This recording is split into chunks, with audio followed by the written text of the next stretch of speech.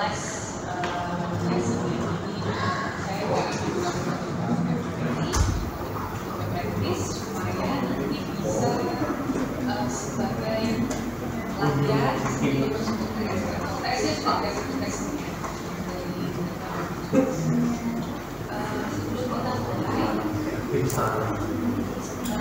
refresh sedikit dari materi kemarin. Untuk teman-teman yang di sini satu kelas atau berbagai macam kelas? Teman sekelompoknya dari sini kan? Ada ya? So bisa ada yang mewakili untuk share materi kita kemarin 2 minggu yang lalu ya, karena minggu lalu kita tanggal merah. Ada yang bisa menjelaskan secara singkat aja poin-poinnya? Atau ditunjuk? Siapa kira-kira?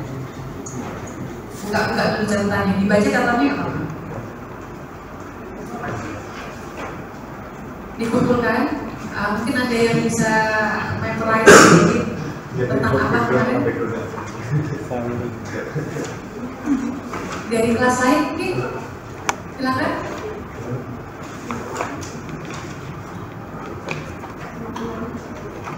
Oke, karena sedikit, bukan sedikit ya, cuma berhubungan dari materi yang kemarin. Oke, saya refresh ya.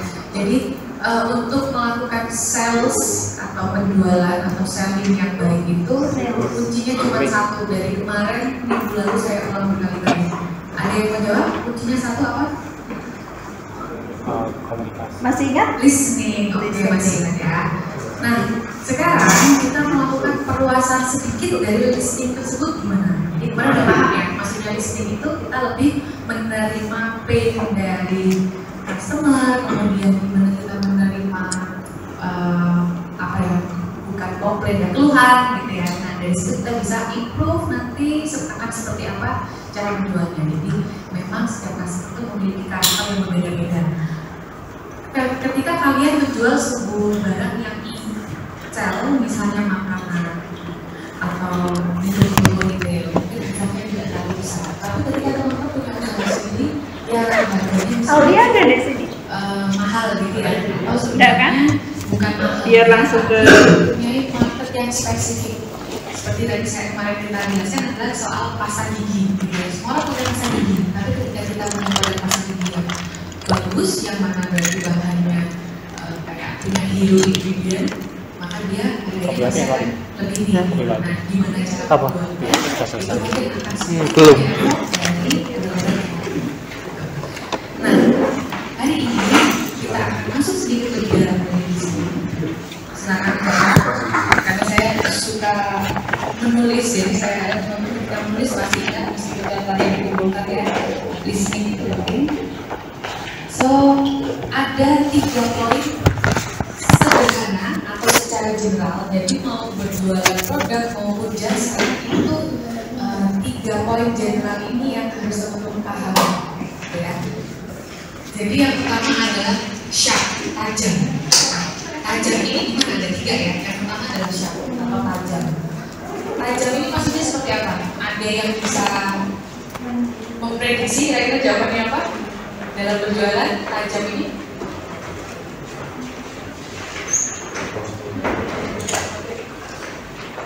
Oke, tajam ini kalian tuh harus kalau mau jualan harus yakin dan meyakin, kalian harus yakin pada diri sendiri dan bisa meyakinkan para customer bahwa produk kalian adalah problem solving, adalah penyelesaian masalah dari yang mereka butuhkan. Itu harus tajam, jadi harus pede, gitu ya. Kemudian yang berikutnya yang nomor 2 adalah enthusiastic, jadi harus antusias. Jadi kemarin ada nih yang cerita bahwa ketika di store males-malesan, nggak mau cerita, ditanya nggak jawab produk knowledge-nya apa dan lain sebagainya, itu nggak antusias terhadap customer yang kita prospek. Nah, sebenarnya customer ini kadang kita nggak harus cari kalau kita jualan produk, mereka sudah datang. Paling tidak di shop ini kita sebenarnya sudah tertolong karena kebutuhan mereka terhadap produk kita, benar nggak? Misalnya lapar ya pasti datang ke tempat makan. Jadi di situ nomor 1 tuh kalian sudah punya trust gitu ya. Jadi saya kalau makan ke warung ini, sebenarnya nomor 1 tuh sudah oke. Nah, berikutnya masuk ke antusias. Jadi ketika dia datang, idealnya teman-teman minumnya apa, mau makan apa, suka pedas atau tidak gitu ya. Jadi antusias dengan kedatangan mereka. Oke, yang ketiga adalah expert, ahli. Jadi kalian harus bisa meyakinkan customer yang sudah datang tadi bahwa kalian ahlinya. Ya, jadi kalau saya tanya begini, aduh, saya kurang paham, jangan. Jadi posisikan kalian itu sudah ahli dan bisa menguasai komunikasi saat itu. Jadi kalau orang membeli sesuatu dia butuhkan, kalian penyedia kebutuhan. Berarti paling tidak mulai dari positif, negatif, dari hulu ke hilir, teman-teman sudah paham yang akan dijelaskan. Jadi teman-teman harus mengambil kontrol dari komunikasi dengan customer pada saat itu. Jangan sampai customer ini lepas gara-gara oh sebentar ya, saya kurang paham. Atau misalnya, oh kalau itu saya nggak tahu, itu gini. Oke. Nah cara gimana supaya expert itu tadi? Sudah kita bahas beberapa kali ya, itu harus paham betul apa yang teman-teman jual. Ya. Nah, kalau kalian menjadi ahli nih, misalnya dokter kan ahli ya, ya sudah ada profesi juga dan sebagainya. Apakah iya seorang dokter itu di luar sana prosentase paling besar adalah orang akan lebih percaya dengan dokter, dikatakan dokter daripada teman sendiri yang bukan dokter ya. Karena kita kalau sakit pasti ke dokter. Kenapa? Karena kita percaya mereka bisa menyelesaikan masalah saya. Gitu. Nah, ketika dokter ingin menyampaikan hasil dari diagnosis hematoma, kira-kira yang disampaikan baik-baik saja atau seburuk-buruknya juga akan disampaikan. Biasanya gimana kalau dokter? Bisa jadi buruknya enggak, bisa jadi baik, atau bisa jadi keduanya. Nah, itulah expert. Gitu ya. Jadi mereka tidak hanya menyampaikan kebaik-baikannya saja, tapi dia juga menyampaikan kekurangannya. Nah, jadi misalnya, oh ini flu saja, tapi flu alergi. Nah, kalau alergi jeleknya adalah harus menghindari beberapa pantangan. Ya, jadi kita percaya, oh iya, aku flu sudah dapat obat pasti sembuh. Tapi ternyata ada alergi, misalnya seperti itu. Saya kan teman-teman, kalian harus bisa seperti itu. Misalnya nih jualan HP berbagai macam tipe. Jadikan Anda adalah orang yang expert mulai dari tipe A sampai Z ini paham. Ya, misalnya pasti akan tanya butuhnya seperti apa. Saya mau beli HP, kecuali orangnya memang mau datang, saya beli HP tipe ini.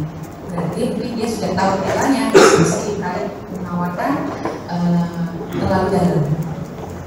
Ya. Nah, ketika sampai di situ ada beberapa step yang harus dilakukan.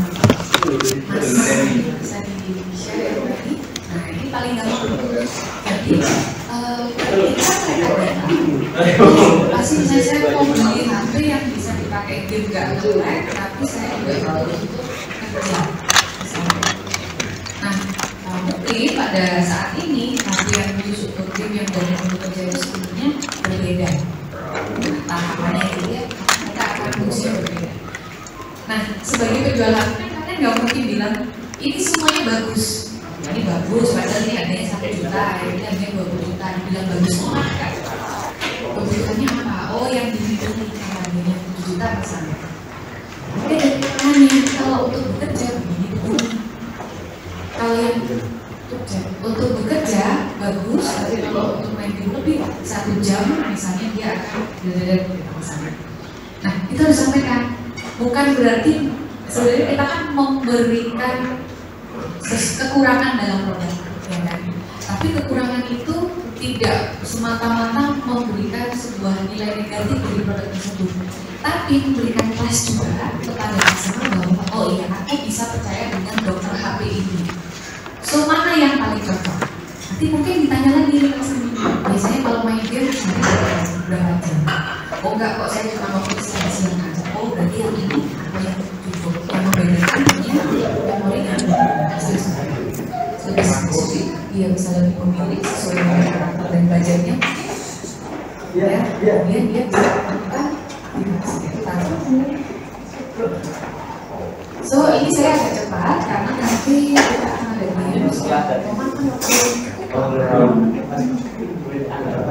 nah ini kita nanti teman-teman akan mengkaji basic sales utama.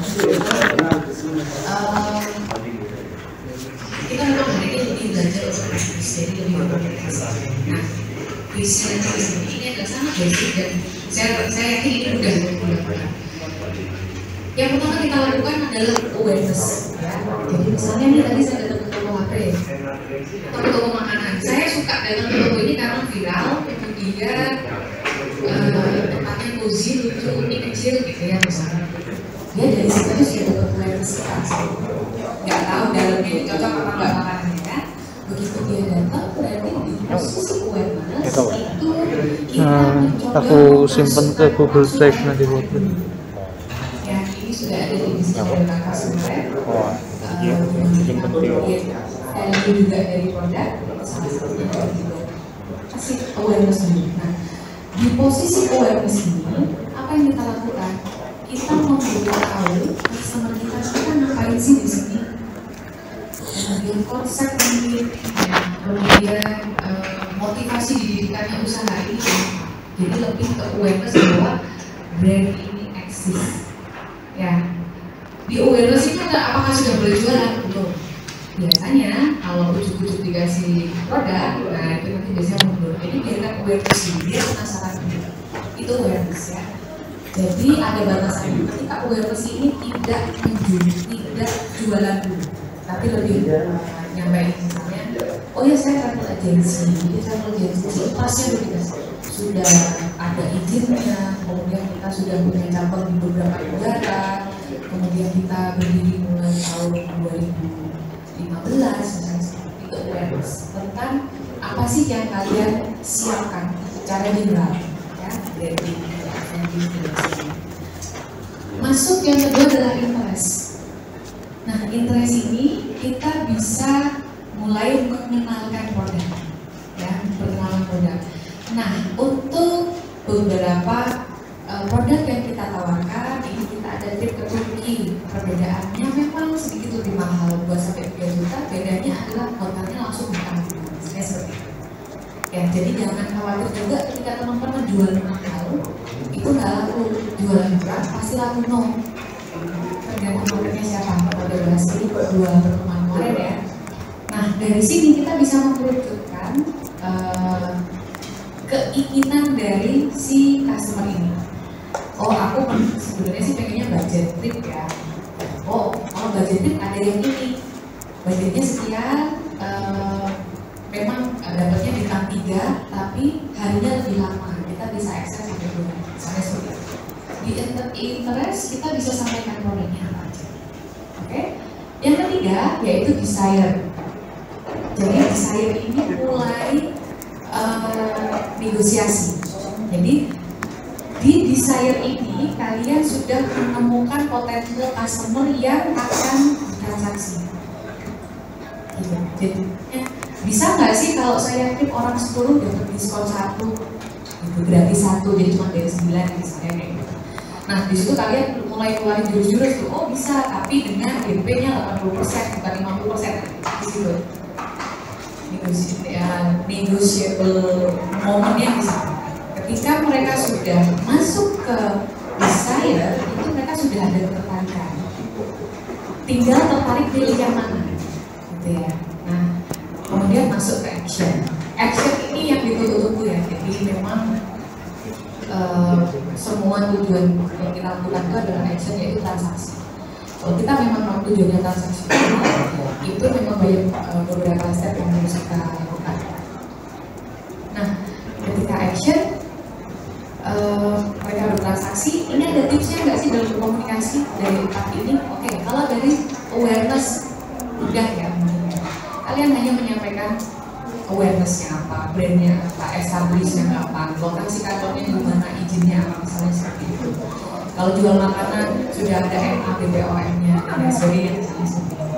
Begitu masuk ke interest itu kita mulai menyampaikan program. Nah, menyampaikan program ini bisa juga dilakukan dengan awalan kita listening. Jadi kita harus ask question. Jadi kita harus tanya kebutuhan. Nah, itu branding kami, kebutuhannya kira-kira apa? Selama ini menggunakan apa? Kalau tadi travel agent biasanya trip pakai apa? Oh, nggak pernah pakai travel agent. Disampaikan lagi nih produk kita kalau pakai travel agent keuntungannya begini. Tapi juga ada kurangnya karena kita menghindari orang bilang kita trip, jadi nggak boleh keluar dari jangkauan. Ada kelas gitu loh. Jadi nggak semua bagus-bagusnya. Karena memang banyak di travel agent trip itu ada yang hilang gitu karena dia pergi sendiri, tinggal di situ. So kalian harus juga memperkenalkan positif dan negatif produk itu.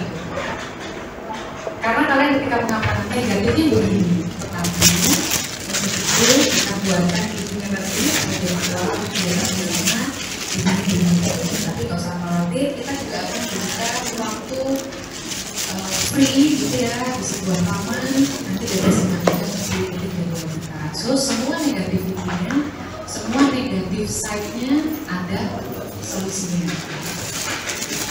Kemudian dari produk-produk yang disampaikan itu kita as customer pasti mikir dong, oh saya punya waktu longgar sih 10 hari, tapi kalau 10 hari ternyata budget saya nggak ada, misalnya seperti orang udah mulai mikir dengan tahu produk saya bisa pilih. Nah di situ nanti baru bisa masuk ke action. Ada beberapa tips dalam berkomunikasi yang saya nggak ngomong yang harus dilakukan, karena kalau berjualan itu sebenarnya kita semua sudah mau berjualan sejak kecil kan.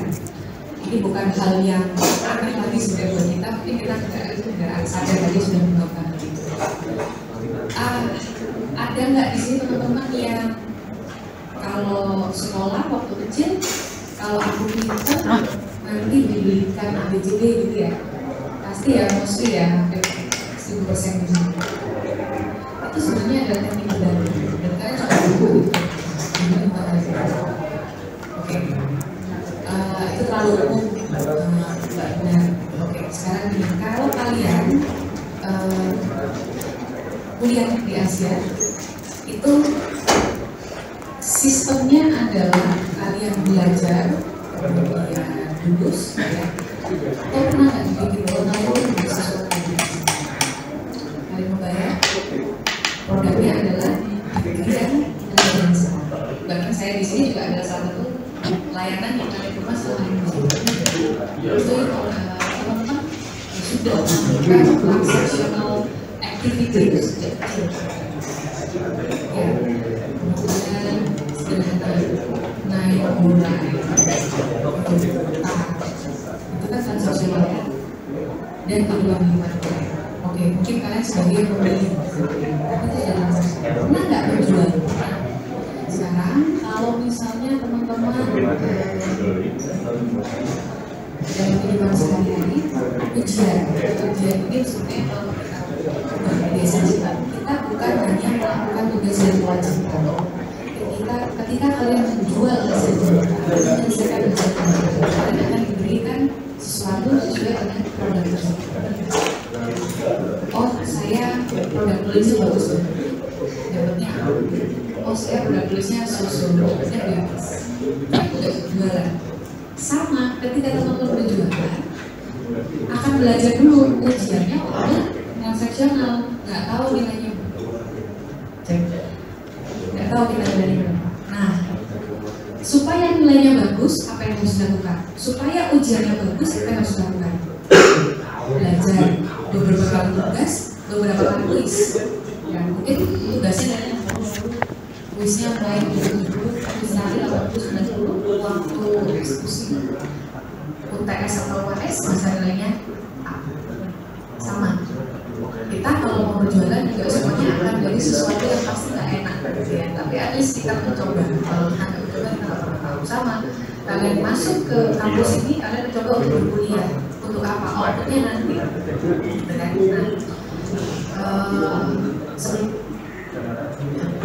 sebelum masuk ke penjualan,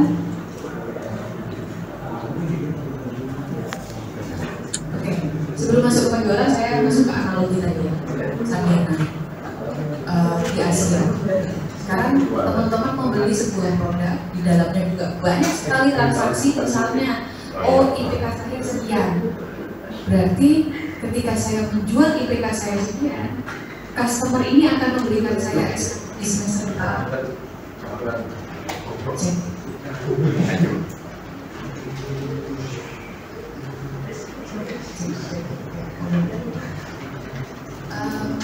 Ketika saya menjual dengan nilai IPK sekian, maka semester depan saya akan mendapat SKS berapa, gitu kan ya? Nah, kecuali kalau pakai ini suara di kelas lain nggak jelas nggak ya? Oke. Itu adalah kegiatan penjualan kalian. Sekarang saya tanya, semua kegiatan penjualan itu ada goalsnya. Selain goals bisa menjual, tapi ada omset, ya kan? Oke, omset pertama kita bulan ini misalnya 10 juta, bisa nggak itu tercapai? Kalau bisa tercapai bagus, kalau bisa lebih bagus, kalau belum, kenapa? Supaya bulan depan bisa diperbaiki. Nah, sekarang kalau saya tanya jawaban sederhana sekali, teman-teman masuk di Asia ini, halo? Ya, teman-teman di Asia ini kuliah, kira-kira goalsnya mau jadi apa? Masih dari fakultas apa? Goalnya kuliah di Asia ini mau jadi apa? Biar jadi apa? Saya bisa. Ada lagi mungkin yang di jurusan apa? Fakultas apa? Yang berbaju biru? Dari jurusan apa? Akuntansi. Kira-kira goalsnya mau jadi apa?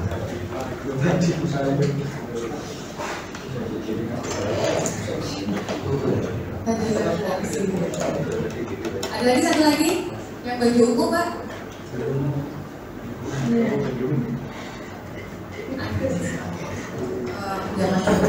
Jadi goalsnya adalah jadi sarjana. Entah nilainya sesuai ya, sesuai harapan atau tidak, goalsnya adalah menjadi sarjana akuntansi. Entah nanti mau summa cum laude, tingkat pendidikan itu, yang penting jadi sarjana. Belakangnya ada SAK, ya, sama SDV.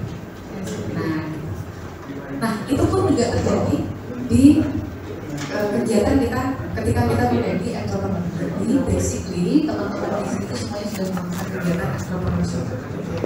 Karena kalau saya secara pribadi bilang entrepreneurship ini bukan activity, tapi dia adjektif ya, kata sifat. Oke?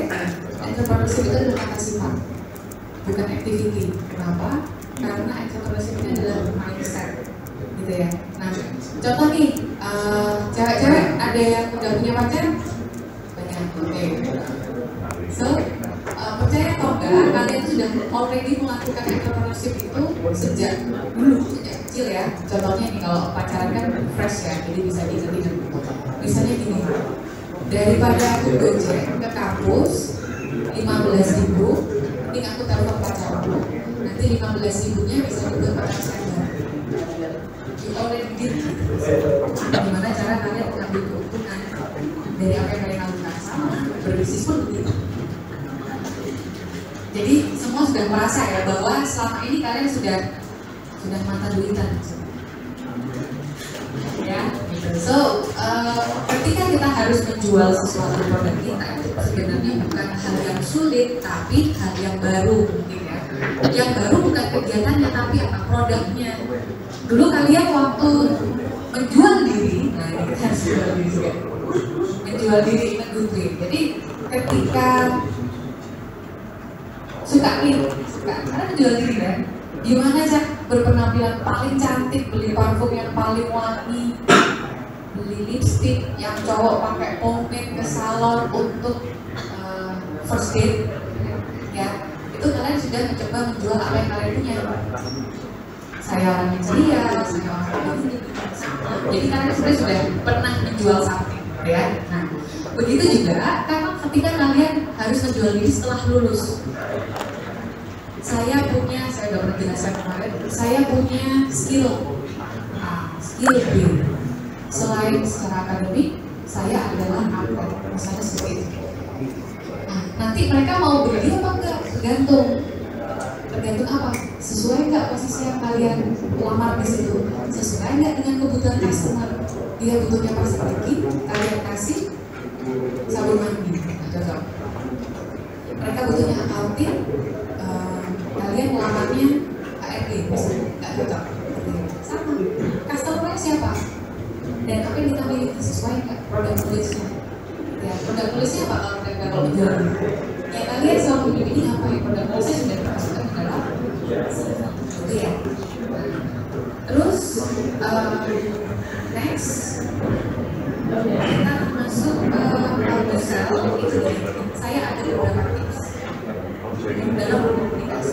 Sebenarnya cara berkomunikasi dalam penjualan itu tidak bisa dibilang salah, tapi memang harus ada improvement. Jadi misalnya aku biasanya jual kayak ini udah laku-laku aja. Gimana jualnya? Ini enggak dia agak maksa, tapi cuma laku aja. Ya, bisa jadi market yang disasar, produk yang dijual, dan Anda sendiri sebagai orang yang menyampaikan informasi tentang produk tersebut pas.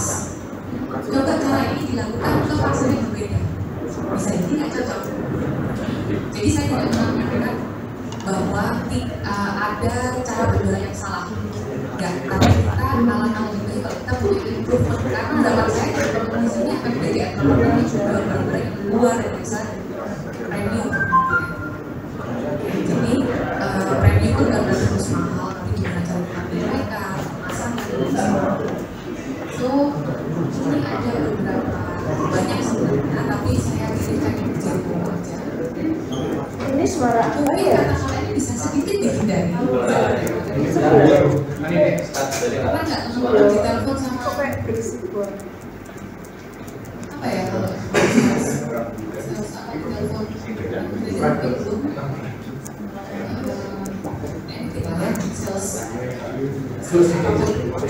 biasanya mereka begini, kakak mohon maaf mengganggu karena sebentar ya, atau didatangin di mall itu dihindari. Saya misalnya mbaknya ya, kakak maaf saya mau mengganggu sebentar gitu ya, kan nggak lakukan apa-apa kan, kenapa kita maaf, bener kan? Nah, jadi kita ada tata yang harus dilakukan. Kita berdua bukan kita di bawah, kita order juga belum berani kita di bawah. Tapi ketika kalian pertama kali datang, kalian sudah minta maaf, kamu sudah langsung di bawah posisinya, lemah posisinya. Banyak sales di mall biasanya ya, permisi maaf mengganggu sebentar, pun nggak apa-apa mereka aku, tapi kamu udah bilang maaf, jadi akhirnya mungkin teman-teman tahu infil sales yang bagi itu pasti akan bagi aja atau bahkan enggak gitu ya. Karena dia pertama sudah maaf saya mengganggu sebentar waktunya, silakan kalau nggak ada waktu bisa dibawa aja ininya gitu kan. Bisa dianggap berarti mereka berjualan itu banyak waktu yang terbuang daripada mereka masuk ke awareness center, awareness, design, interest, desire, dan consumer. Jadi silakan sebisa mungkin bilangkan kata maaf ketika menyapa, kenal aja enggak udah minta maaf ya. Jadi kita langsung berada di strata di bawah ini. Kita nggak bisa mengontrol komunikasi pada saat itu. Ya, dari di awal kalau kita menawarkan sesuatu bukan sesuatu yang rendah, kita berjualan